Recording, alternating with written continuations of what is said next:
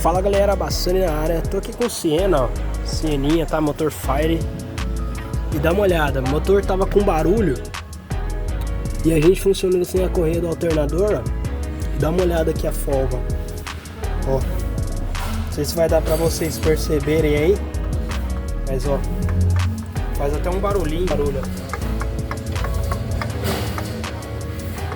Tá vendo? Ó, tá com folga na bomba d'água. Então o barulho vinha daí, tá? Dessa folga aí na bomba d'água.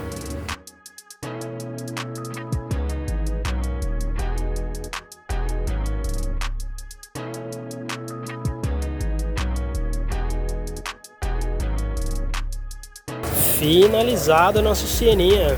Já aditivei, aditivo, água desmineralizada, reservatório já tinha sido trocado, é novo, e o barulho sumiu.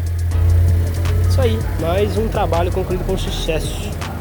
Valeu e um forte abraço.